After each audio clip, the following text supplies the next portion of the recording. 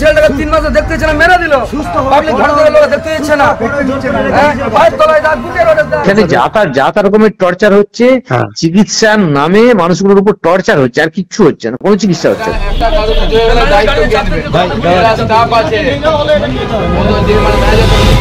এখানে যা তা রকমের টর্চার হচ্ছে, চিকিৎসার নামে মানুষগুলোর উপর টর্চার হচ্ছে, আর কিচ্ছু হচ্ছে না, কোনো চিকিৎসা হচ্ছে না। ওর মা বলছে যে ওকে খুব মারধর করতো, ঠিক মতো খেতে দিত না, রোদে রেখে দিত, ঠিক আছে, ভালো জামা কাপড় দিত না, কিন্তু ওর মা বাড়ি থেকে সমস্ত জামা কাপড়, খাবার দাবার সবকিছু দিয়ে। এখানে যা তা রকমের টর্চার হচ্ছে, চিকিৎসার নামে মানুষগুলোর উপর টর্চার হচ্ছে, আর কিচ্ছু হচ্ছে না, কোনো চিকিৎসা হচ্ছে না। মারামারি করতো, এটাও শুনেছি, ওকে মারতো, ওকে বেরিয়ে খেতে চাইলে বলতো আমার 2-1টা বেরি হলে ভালো হতো, কিন্তু ওকে খুব মারতো। ইয়ং ছেলে, মোটাসোটা ভালো ছেলে, হয়তো ওকে এইভাবে। কত বয়স? বয়স হচ্ছে 25-26। এখানে যা তা রকমের টর্চার হচ্ছে, চিকিৎসার নামে মানুষগুলোর উপর টর্চার হচ্ছে, আর কিচ্ছু হচ্ছে না, কোনো চিকিৎসা হচ্ছে না। বিএমসি থেকে এবং স্থানীয় থানা থেকে যে সব পেপার ডকুমেন্ট জমা দিতে বলা হয়েছিল, সবকিছু ডকুমেন্ট তুলে এসেছে। এর থেকে বেশি আমি কিছু বলতে পারবো না, অবশ্যই ওরাই সব সিদ্ধান্ত নেবে। কারণ এগুলো চিকিৎসার মেন জিনিস। তো আমরা অ্যাওয়ারনেসের উপর বেশি জোর দিই। 24 আওয়ার যে ডক্টর স্টে করে, এটা না নিকটবর্তী যে হসপিটাল আছে তাদের উপর নির্ভরশীল। আপনার একটা নিয়ম, রিহ্যাব সংস্থার মতো হসপিটাল তৈরি করা আমাদের পক্ষে সম্ভব নয়। তার সঙ্গে ডাক্তারের কনসালটেন্টের কিছু মেডিসিন ইনিশিয়াল চালু করা হয়। মেডিসিনের মাধ্যমে অবশ্যই নেশা ছাড়ানো যায় না, সম্ভবও নয়, ঠিক আছে। মেডিসিনের মাধ্যমে অবশ্যই নেশা ছাড়ানো যায় না, সম্ভবও নয়, ঠিক আছে। কিন্তু তার যে শারীরিক উইথড্রল হয়, তার জন্য কিছু মেডিসিন প্রাথমিকভাবে দেওয়া হয়। কিন্তু তার যে শারীরিক উইথড্রল হয়, তার জন্য কিছু মেডিসিন প্রাথমিকভাবে দেওয়া হয়। ওর মা বলছে যে ওকে খুব মারধর করতো, ঠিক মতো খেতে দিত না, রোদে রেখে দিত, ঠিক আছে, ভালো জামা কাপড় দিত না, কিন্তু ওর মা বাড়ি থেকে সমস্ত জামা কাপড়, খাবার দাবার সবকিছু দিয়ে। সরকারি প্রোটোকল অনুসারে যে ন্যূনতম পরিকাঠামো না থাকলে কখনোই খোলা যায় না কোনো রিহ্যাব সেন্টার বা নেশামুক্তি কেন্দ্র। দুর্গাপুরের সিংহবাগ সেন্টারে নেই সেই পরিকাঠামো, তবু সকলেই বুক ফুলিয়ে চালিয়ে যাচ্ছে মানুষ মারার এই খুঁড়োর কল। দুর্গাপুর সহ পশ্চিম বর্ধমান জেলার কোনো রিহ্যাব সেন্টারেই নেই মনোরোগ বিশেষজ্ঞ, নেই সাধারণ চিকিৎসক কিংবা প্রশিক্ষিত প্যারামেডিক্যাল কর্মী। আর এমনই ঢাল তরোয়ালহীন নিধিরাম সর্দাররা নেশাগ্রস্ত যুবকদের সুস্থ জীবনে ফেরানোর ঠিকা নিয়েছেন।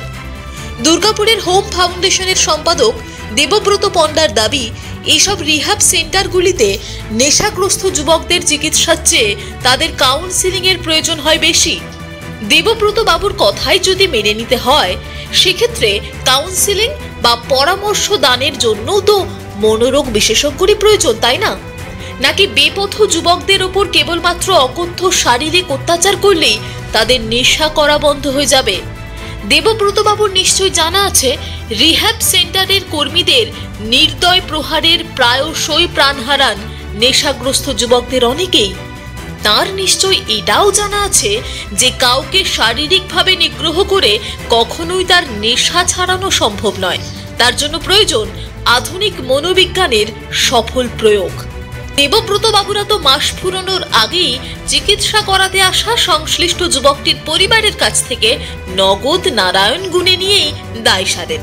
কিন্তু তারা কি আদৌ জানেন সমাজের বুকে এই ধরনের প্রতারণা চক্র চালিয়ে তারা কত বড় অপরাধের জন্ম দিচ্ছেন? এই সেন্টারগুলির ওপর রাজ্য সরকারের সর্বোচ্চ প্রশাসনের নজরদারি থাকা প্রয়োজন বলে মন্তব্য করেন বিজেপি নেতা জিতেন্দ্র তেওয়ারি। তাঁর দাবি, জেলা শাসকরা এই ব্যাপারে উদাসীন থাকেন বলেই এই কেন্দ্রগুলির এত বারবারন্ত।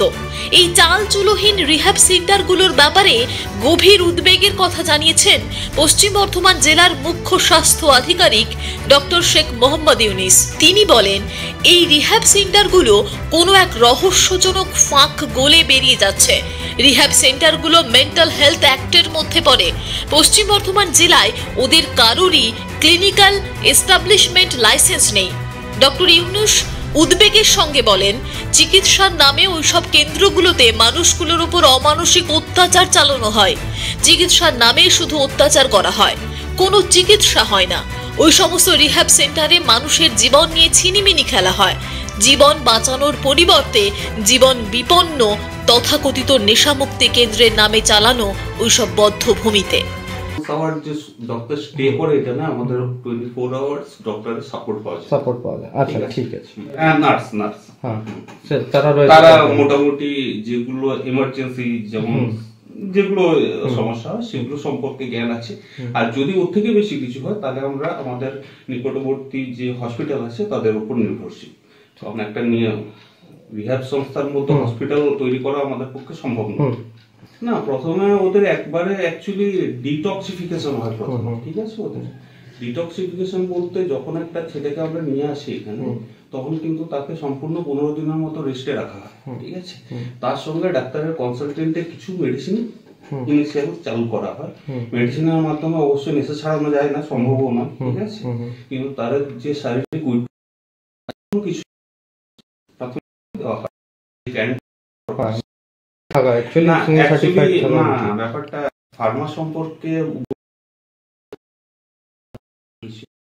আমাদের রিহ্যাব কথা বলা হয়েছিল। আপনার নাম? আমার নাম দেবব্রত পাল্টা। আর এই রিহ্যাব সেন্টারে আপনি কিসে? আমি সেক্রেটারি।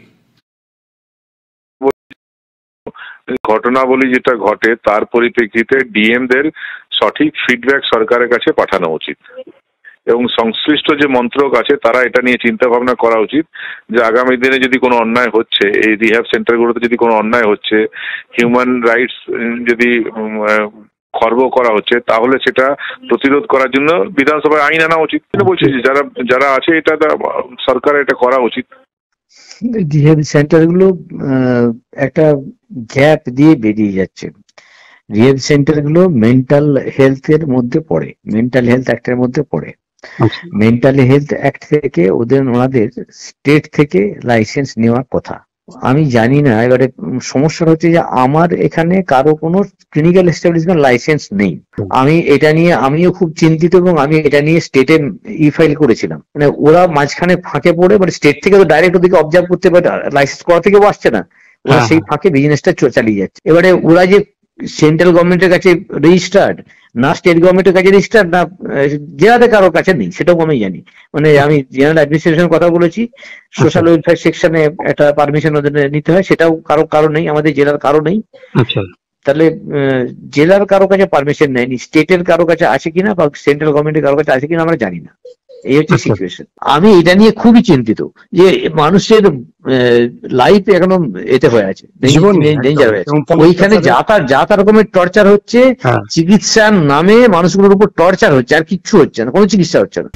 দুর্গাপুর থেকে দেবজ্যোতি ঘোষের রিপোর্ট, টিভি নিউজ 10।